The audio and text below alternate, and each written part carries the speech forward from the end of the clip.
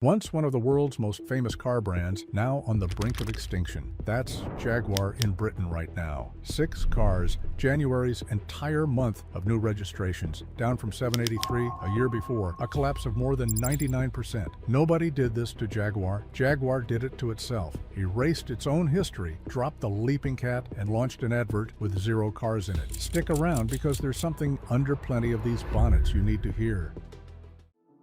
The rebrand that broke the internet. Let's start where the wheels came off, in public. On the 18th of November 2024, Jaguar quietly deleted its entire social media history.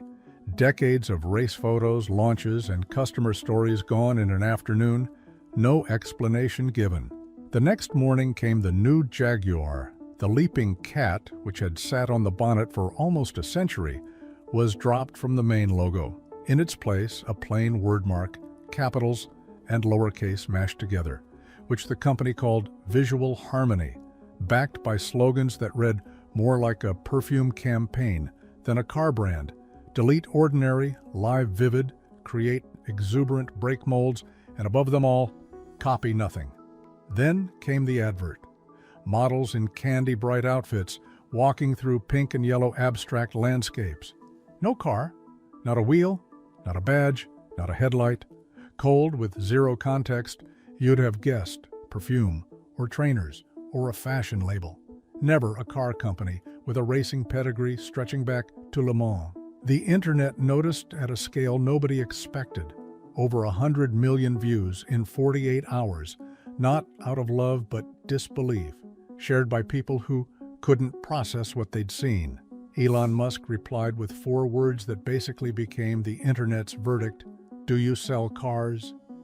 A German newspaper's snap poll of nearly 18,000 people found 93% called the rebrand unsettling, with no connection left to what Jaguar used to be. 2 weeks later, instead of pulling back, Jaguar leaned in harder. At Miami Art Week that December, it unveiled the Type 00 concept in colors called Miami Pink and London Blue. Long, low, and severe, none of the softness people associated with the badge. Online comparisons piled up fast. A Barbie car, a Cybertruck, an air conditioning unit.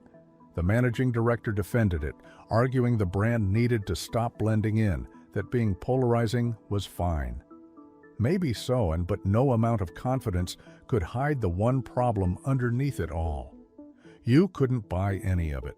Jaguar had already stopped building cars altogether. Built from a rented room above a shop. To understand why any of this cuts so deep, you have to understand what this company actually was. Not a logo, but a piece of British industrial history.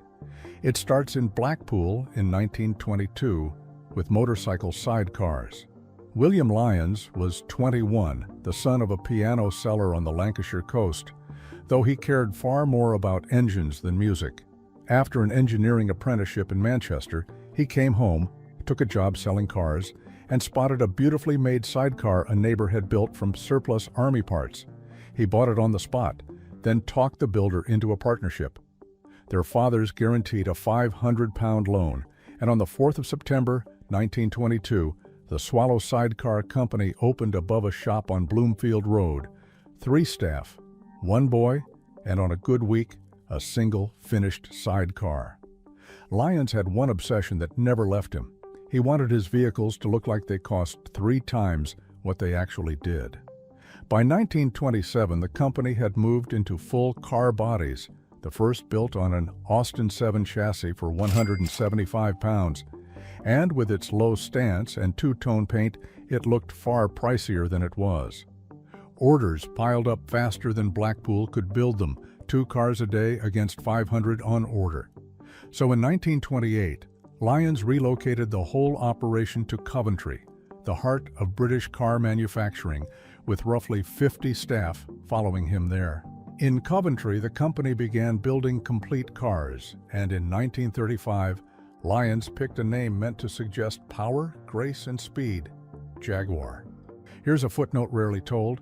Back then, the company itself was called SS Cars. Before the war, those letters meant nothing sinister. After it, they meant something no British company could keep. So in March 1945, Lyons told his shareholders the business was being renamed Jaguar Cars Limited, distinctive and impossible to confuse with anything foreign. What followed was the strongest run any British carmaker has produced.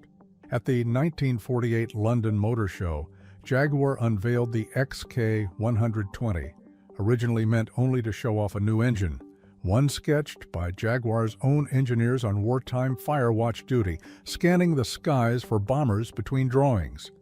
It hit 133 miles an hour, the fastest production car on Earth, and the reaction was strong enough that Jaguar put it straight into full production. Then came the racing. The C-Type won Le Mans in 1951. The D-Type won it 3 years running, 55, 56, and 57, beating Ferrari, Maserati, and Aston Martin, 5 Le Mans victories in a decade, from a company assembling sidecars above a shop 30 years earlier. Crucially, the engine winning those races was essentially the same one under the bonnet of the road cars Jaguar sold to ordinary buyers. Almost no manufacturer on the planet could say that. Then, in March 1961 at Geneva, came the car that sealed the legend, the E-Type. It nearly didn't make the show at all. Finished so late a test driver had to drive it through the night from Coventry, arriving with minutes to spare. It stopped the show cold. The shape came from Malcolm Sayer, a wartime aircraft engineer who designed cars through wind tunnels and mathematics rather than sketches. He insisted he was an engineer, not a designer. The E-Type topped 150 miles an hour, ran disc brakes all round, and cost around 2,250 pounds, roughly half a comparable rival. Grace and speed engineered for people who weren't millionaires. Frank Sinatra owned one, so did Steve McQueen. Nearly 79,000 were built, and Lyons was knighted in 1956, a man who'd started it all above a shop. The long fall through British Leyland and Ford. If you've ever owned a Jaguar of any generation, drop a 1-inch in the comments. I'd love to see how many of us are watching together. Now back to the story, because from here, it turns. Through the 1960s, Jaguar's independence quietly disappeared. A 1966 merger folded it into a larger group, which became British Leyland in 1968 and was nationalized by 1975. For Jaguar, this was near suffocation. Quality control collapsed, investment dried up, and the factory that had built the E-Type now shared a roof with the Austin Allegro. The cars still looked like Jaguars outside. Underneath, far too many fell apart. Electrical faults, rust, breakdowns, and reliability became a running joke in the British press for the best part of 30 years. Jaguar was finally cut loose in 1984, floated on the London Stock Exchange, then bought by Ford in 1989. The Ford era gets more complicated than it's given credit for.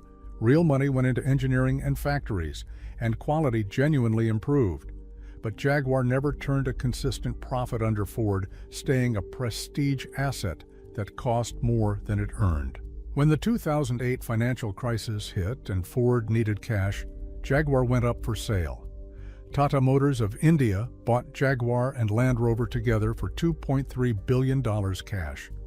And the industry was skeptical that a company famous for building the world's cheapest car could look after a mark like this one. From reimagine to a self-inflicted cliff edge. For a long time, the answer was yes. Under Tata, billions flowed into new models and factories. Land Rover turned hugely profitable, and Jaguar finally got the sustained investment it had lacked for decades. The F-Type launched in 2013, widely called the E-Type's spiritual successor. The XE and XF pushed Jaguar back against BMW and Mercedes, and the F-Pace, launched in 2016, became the brand's best seller almost overnight. By decade's end, Jaguar was moving over 180,000 cars a year worldwide, and in 2018, the I-Pace electric SUV won World Car of the Year. This was not a company on its knees. What came next was a plan called Reimagine, announced in 2021. Jaguar would go fully electric, drop every petrol and diesel model, and move upmarket to rival Bentley and Porsche instead of BMW and Mercedes, at more than double the price. Read that again. Jaguar was changing its price point, its customer, and its entire identity at once. The people who'd bought Jaguars for 30 years, wanting something quick and handsome they could actually afford, weren't being brought along. They were being replaced. Then came the decision that turned a risky plan into a crisis. Jaguar stopped building everything before anything new existed to sell it with. The company called this a fire break. Through summer 2024, production of the XE, XF, and F-Type ended at Castle Bromwich. The E-Pace and I-Pace followed in December, and the F-Pace, the actual bestseller, outselling everything else Jaguar made combined, was last out the door. From November 2024, Jaguar stopped supplying new cars to the UK entirely. Dealers told to focus on used cars and servicing. The managing director admitted there'd be a stretch where you simply couldn't buy a Jaguar. That stretch is still going. Picture what that meant for dealers. Some who'd sold Jaguars for 40 years, some who'd just spent serious money refitting showrooms for the promised relaunch.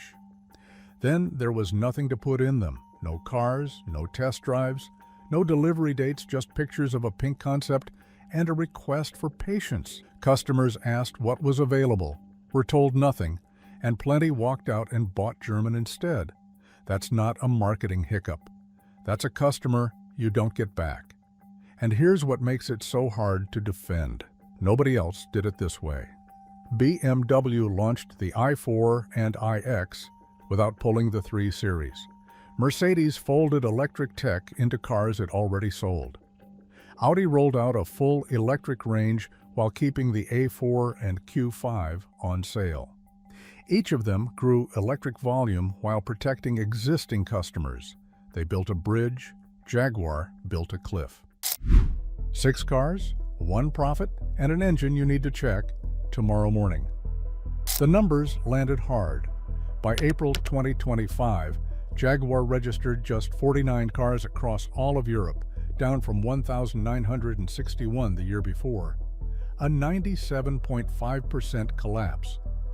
For the full financial year to March 2025, global sales came to 26,862 cars against a 2018 peak of over 180,000, an 85% fall in 7 years, before this January's UK figure of 6.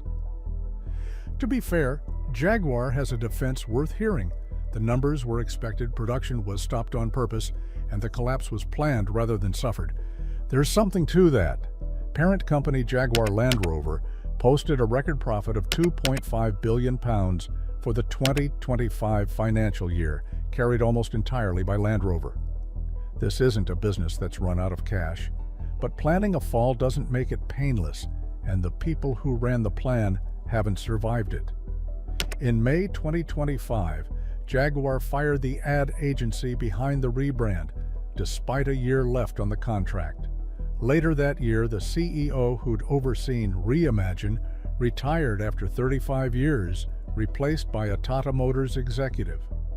Then, on the 2nd of December, exactly 1 year after the pink concept debuted in Miami, the chief creative officer was dismissed with immediate effect after 21 years, reportedly escorted from the building. This was the same person who had designed the Range Rover Evoque and the Defender, and who'd also been the architect of the rebrand. One more thing happened that most people outside the industry never noticed. In late August 2025, Jaguar Land Rover was hit by a cyber attack severe enough to shut down its entire global computer network, halting all manufacturing from the 1st of September. Land Rover too, not just Jaguar. In the final 3 months of that year, the group built 59,200 vehicles, down from 104,400 the year before. Because JLR is Britain's largest car maker, that single hit dragged the country's total vehicle production down by more than 15% for the year. One cyber attack, one company, and the national numbers moved. Now here's the warning I promised. Jaguar has an engine problem, and plenty of owners have no idea. In 2015, Jaguar Land Rover introduced its own Ingenium engine family, built in Wolverhampton and fitted right across the range. The 2.0-liter diesel went into the XE, XF, E-Pace, and F-Pace, plus the Discovery Sport, Evoque, Velar, and Defender. If you're driving a diesel Jaguar from 2015 onward, this is almost certainly what's under your bonnet. This engine runs a timing chain rather than a belt, supposedly the more durable option, since a belt needs replacing every few years, while a chain should last the engine's life. In practice on this one, plenty haven't. The chains stretch, the plastic guides they run against wear down and shed debris into the oil, tensioners weaken, and eventually, valve timing slips out of place. The warning sign is specific: a metallic rattle on cold starts, clearing after a few seconds as oil pressure builds. Worst on a cold, damp morning. Plenty of owners hear it for months and write it off as diesel clatter. It isn't. That's the chain slapping its guides. It typically shows up between 60,000 and 80,000 miles, worsened by two common habits: long service intervals and short journeys, since a diesel that never gets properly hot struggles to clear its particulate filter, diluting the oil with fuel and speeding up chain wear. Catch it at the rattle stage and it's an expensive fix, but the engine survives. Ignore it, and the chain eventually jumps or snaps, the pistons strike the valves, and there's nothing left to repair. Worse still, the chain sits at the rear against the bulkhead, so the gearbox has to come out just to reach it, turning a routine job into a huge bill, which is why so many of these engines get scrapped rather than fixed. There's no recall on this in Britain, so unless your car is still under warranty, the cost is yours. Start it cold tomorrow morning, radio off, and just listen. Catch a rattle, get it checked that week, not next month, and keep oil changes short with the correct spec. That's the difference between a car and scrap value. So where does that leave an actual owner? On values, it's less grim than you'd think. A paused brand doesn't automatically mean worthless cars, and sometimes the opposite happens. The last petrol F-types are already being treated as future classics, so if you've got a good one, don't panic sell. The XE, XF, and F-Pace sit in a different category, solid used cars in a market where the badge carries less weight, so sooner beats later if you're moving one on. Parts and servicing? Little to worry about. JLR is large, profitable, and shares huge amounts of engineering with a strongly selling Land Rover, so specialists will be around for years. The dealer network is shrinking fast though, so find a good independent specialist before you need one. And if you're shopping for a used Jaguar right now, you're getting a lot of car for the money. Just check the service history and listen on that cold start. The first genuinely new Jaguar lands later this year, an electric four-door built at Solihull, over 400 miles of range, north of 500 horsepower, from around 100,000 pounds. By all accounts, it's a properly good car. But that was never really the question. The question is whether anyone's still thinking about Jaguar by the time they're ready to spend that money, whether a buyer with a Porsche and a Mercedes ready to drive home today waits for a badge that just spent 2 years selling nothing. William Lyons built this company on one idea: value for money, grace, and pace for people who weren't rich. The new Jaguar is asking those same people to find 100,000 pounds or walk away. So tell me in the comments, what did you own? An XJ, an S-Type, an XF, an XK? And do you think there's any way back for Jaguar, or is the leaping cat gone for good?